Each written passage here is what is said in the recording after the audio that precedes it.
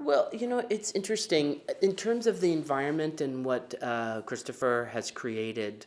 I think we're always interested when we approach these sort of big drama 101, classics from the American canon, where we are both always interested in visually blowing it open.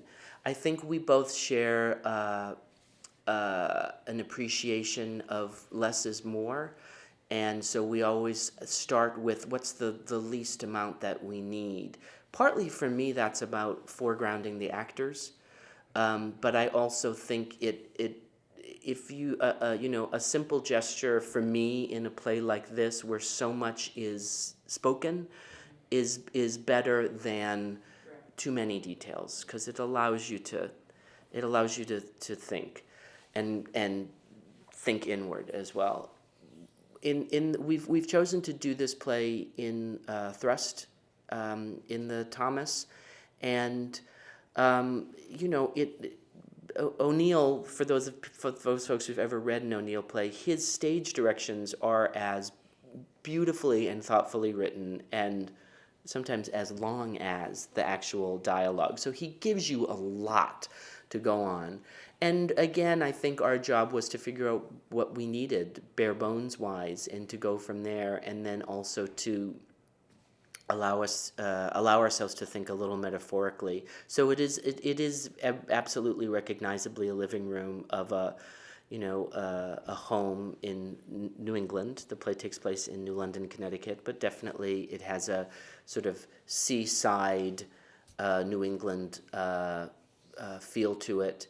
But I hope the audience, I don't want to give too much away. There's also some elements that are a little bit more fantastical and a little bit more outside the box. I deliberately asked Christopher, I wanted the feel that, the world has become really small for the Tyrones, um, not just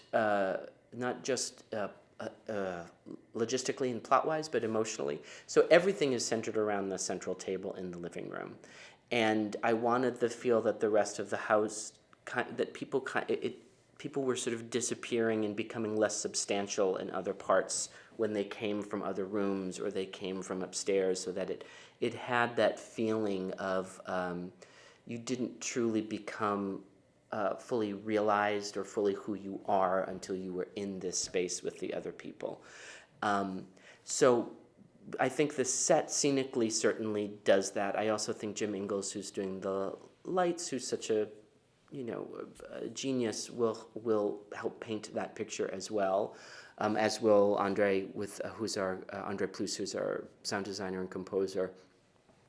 So that there was a sense of almost insubstantiality of people appearing, sort of materializing, and you got the sense of the world outside. The people, the O'Neills in the play talk a lot about fog, right? And you hear the fog horn, and it is on Long Island Sound, so there is the sense of weather and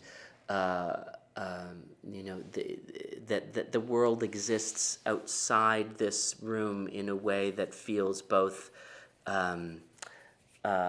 amorphous and insubstantial and sort of vaguely threatening, and at the same time, there's where a place that should be a place of comfort and solace has become broken somehow. The thing that you mentioned too for me is that it's a really sad play. It's a really hard play, but the people in this room and in this house have chosen to stay there because they do love one another, and that love is deep and profound, and gets expressed in the wrong moments and gets unexpressed when it, right when it needs to be. And inherent in this story, a sense of hopefulness, because we do know he went on to write this play and many other extraordinary plays that he could not have written if he hadn't lived through this time with these people, with his brother and his parents.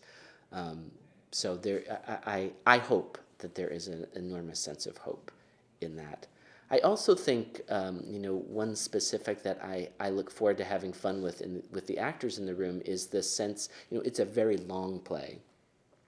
Um, but I want it to be, I've said to some of the actors already, I don't want anybody, I want audience members to leave this experience and say, wow, I didn't notice anybody acting out there. That I want it to feel truly just uh, breathed by the actors, and that sense of family members interrupting one another and talking over, as we all know from our own family dinners and experiences, that these people are so know each other profoundly and deeply, and yet at the same time don't know each other at all.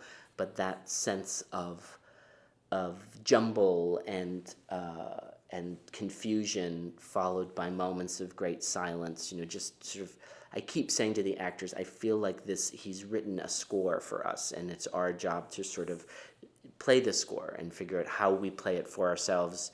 We're the people in the room creating it, but how does it, how do we score it for our audience? What does that lead to? Oftentimes people say, you're directing Long Day's Journey. Oh, wow, that's a heavy play, or that's a long play. But I think, at the risk of sounding pretentious, right, we come back to these plays again and again and again, right? We come back to the great tragedies like Hamlet or Lear, and I would certainly put Long Day's Journey up there. Not because we're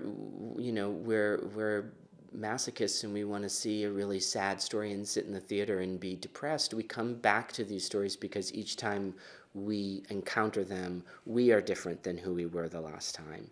And hopefully they resonate with us. And it may be that chord that resonates is, wow, I hope I never am like that to my mother, or say that kind of thing to my brother, or sometimes it's the chord of that's all too familiar, and hopefully you can learn from that and you can grow from that.